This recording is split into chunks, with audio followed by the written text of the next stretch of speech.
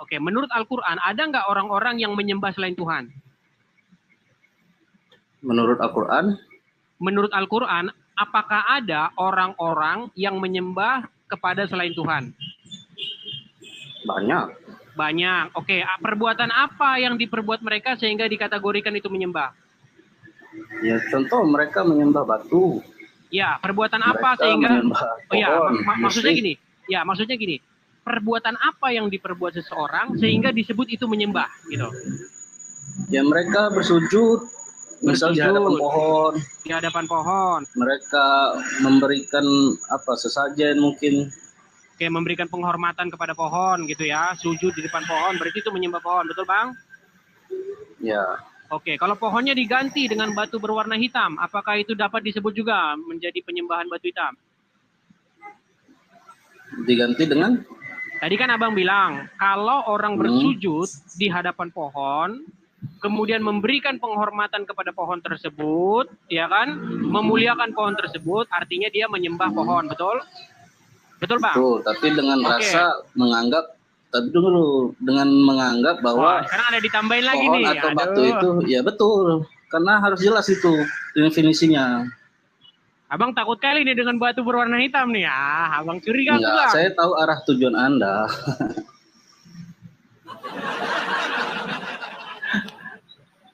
Oke Bang, sekarang gini, kalau kita saya jelaskan, karena Anda pasti tujuannya mau ke arah kiblat atau Hajar Aswad gitu kan. Ya, karena kalau kita menggunakan standar ganda yang Abang pakai, harusnya orang-orang yang sujud di batu hitam itu penyembah batu hitam juga Bang. Kalau kita tidak mau pakai standar ganda. Itu perintah Tuhan. Bukan, oke gini Bang, gini. Kalau saya memasukkan sesuatu ke mulut saya, itu disebut menelan, betul? Ya, menelan, memakan. Oke, kalau Tuhan yang nyuruh memasukkan sesuatu ke dalam mulut, itu disebut menelan juga nggak? Menyuruh. Gini. Kan saya menelan sesuatu ke dalam mulut, masuk ke dalam perut saya. Itu disebut menelan, betul? Ya. Oke, kalau Tuhan yang nyuruh, ini Tuhan yang nyuruh supaya saya memasukkan sesuatu ke dalam mulut saya, disebut menelan juga nggak? Masih disebut menelan nggak? Memasukkan sesuatu ke mulut, bisa keluar lagi. Bukan Bang, enggak. Saya memasukkan sesuatu ke dalam mulut saya ini, masuk ke dalam perut saya. Itu disebut sebagai menelan, dalam betul? Perut itu menelan, ya. Oke, menelan. Sekarang kalau Tuhan yang suruh ini supaya saya memasukkan sesuatu ke dalam mulut, masuk ke dalam perut saya. Masihkah itu disebut menelan? Bisa. Oke, sekarang begini, ada orang sujud di hadapan pohon pisang, ya kan? Disebut menyembah pohon pisang, betul? Sujud kepada pohon pisang disebut menyembah pohon pisang. Iya, betul. Itu saya benarkan sekarang dulu. Sudah berbelit-belit nih. Sekarang udah berbelit-belit nih. Kulang dulu Bang. Sederhana Bang. Paham saya ini paham, yang nonton hampir 250 loh Bang. Lihat saksikan Bang ya. Kalau ada orang sujud di hadapan pohon pisang, berarti dapat dikatakan bahwa orang tersebut menyembah pohon pisang, betul? Oh iya. Kembali lagi tujuannya menyembah itu apa? Bukan. Aku tanya dulu Bang. Kalau orang sujud sekarang segini, subjeknya kan pohon pisang. Bentar ya, Bang, bentar. Ya. Sebentar, karena logika Abang begini. Nah, yang orang sujud tadi, begini Abangku. Sebentar, saya jelaskan dulu. Izinkan saya menjawab dulu. Izinkan saya bicara dulu. Abangku yang ganteng sedikit Bang. Dengarkan Bang. Tadi Abang bilang, kalau ada orang sujud di hadapan pohon pisang, berarti disebut menyembah pohon pisang. Nah, sekarang Abang berdalih. Saya tambahkan tadi. Abang berdalih begini. Sedikit. Bukan, Abang berdalih begini. Itu Tuhan yang nyuruh. Berarti kalau Tuhan yang nyuruh namanya bukan menyembah lagi, Bang. Bukan. Nah, ini sama standar ganda. Tadi ku bilang, kalau aku memasukkan sesuatu ke dalam mulut, disebut menelan. Siapapun yang suruh, mau Tuhan yang nyuruh, mau presiden yang suruh, mau siapapun yang nyuruh, tetap saja itu disebut sebagai kegiatan menelan, betul? Nah sekarang kalau ada orang sujud di depan pohon pisang, mau itu nggak disuruh, mau disuruh Tuhan, mau disuruh presiden, tetap saja kegiatan itu disebut menyembah Bang, begitu. Jadi kita tidak boleh menggunakan standar ganda. Nah, boleh saya respon? Sudah boleh saya bicara? Silakan Bang. Nah, jadi tadi Abang memberikan analogi bahwasanya ada orang bersujud pada pohon pisang, itu berarti menyembah pohon pisang, gitu. Betul. Nah, tapi Tapi tadi saya mau tambahkan sedikit, tapi Anda langsung potong. Yang saya tambahkan itu subjek pohon pisang ini sebagai apa mereka anggap gitu loh. Sebagai sesuatu yang mereka anggap memberikan sesuatu manfaat bagi mereka. Artinya mereka percaya ada kekuatan di balik pohon pisang itu. Ada kebaikan untuk dalam menyembah itu, dalam menyembah pohon pisang itu mereka mendapatkan suatu kebaikan. Nah, itu. Betul. Nah, kalau Muslim menyembah kiblat atau Ka'bah itu sebagai kiblat, sebagai arah, Bang. Itu perintah. Kutanya Abang sekarang. Kutanya Abang sekarang. Batu hitam, menurut riwayat-riwayat, itu punya kekuatan untuk menyerap dosa nggak? Nggak ada ininya, Bang, itu. Nggak ada manfaatnya sama sekali. Tapi ada satu riwayat dikatakan begini, Bang. Batu itu tadinya putih seperti susu. Lalu akibat dosa-dosa anak-anak Adam, dia berubah menjadi hitam. Kutanya sama Abang. Kalau saya pernah lihat riwayat itu, kalau saya pernah baca riwayat itu dipertanyakan kesahihannya. Wah, ini kalau merasa ini langsung dikatakan palsu. Oke, Bang. Enggak, kita hargai. Saya nggak mengatakan palsu. Saya nggak mengatakan palsu, dipertanyakan kesahihannya. Karena Abang merasa itu aneh, makanya Abang meragukan kesahihannya. Enggak juga, saya pernah dengar dari ustadz saya, dari guru saya, bahwasanya periwayatannya itu ada salah satu perawinya itu yang pikun gitu loh. Cuma saya nggak bisa detail untuk menjelasinya, Bang. Aku tanya sama Abang. Rasulullah atau Muhammad, aku hargai sebagai Muslim, Abang ya, aku pakai Rasulullah ya. Rasulullah Muhammad mencium batu itu dalam rangka apa, Abangku? Dia mengikuti Nabi Ibrahim. Di mana dalilnya? Oke, Bang. Aku 13 tahun baca Quran, tak pernah satu kali pun aku temukan Nabi Muhammad berkata, aku mencium batu ini mengikuti Ibrahim. Tak pernah, Bang. Kenapa Abang memang fitnah? Memang nggak ada di Al-Quran. Nah, kenapa Abang fitnah? Abang mengatakan bahwasanya Nabi itu ada di hadis. Di mana, Bang? Nggak ada, Bang. Coba tunjukkan kepada saya, Bang. Nah, makanya saya belum bisa buka data.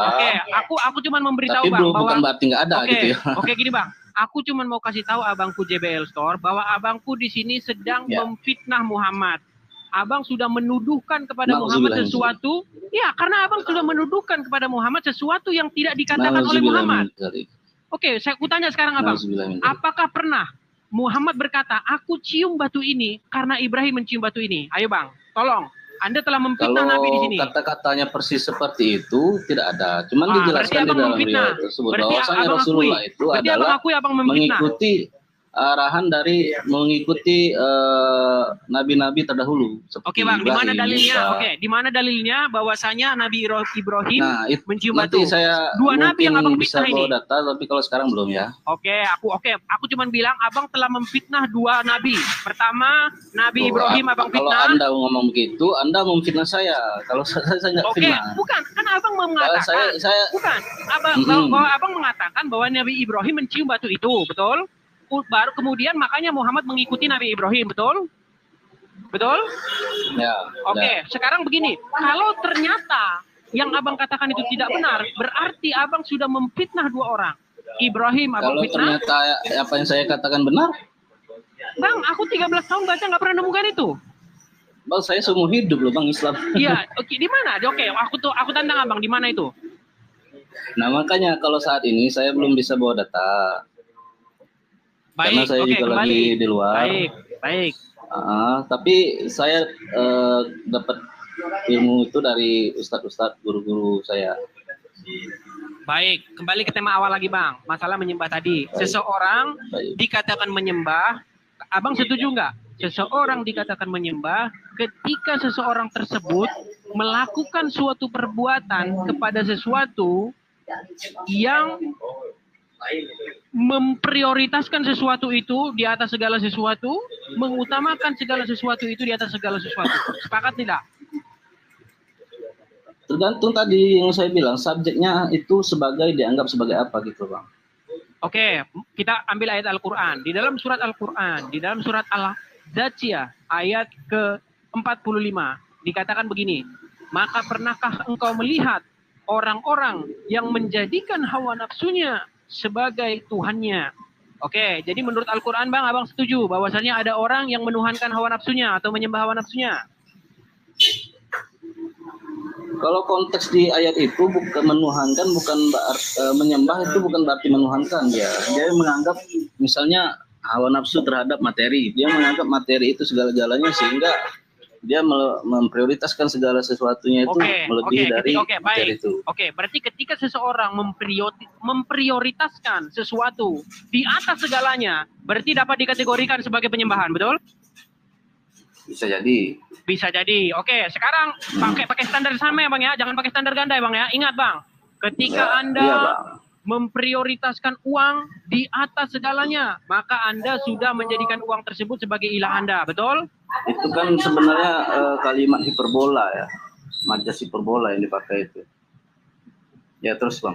Oke, ketika seseorang mengutamakan, memprioritaskan misalnya istrinya di atas segala-galanya, berarti dia sudah menjadikan istrinya itu sebagai ilahnya, betul?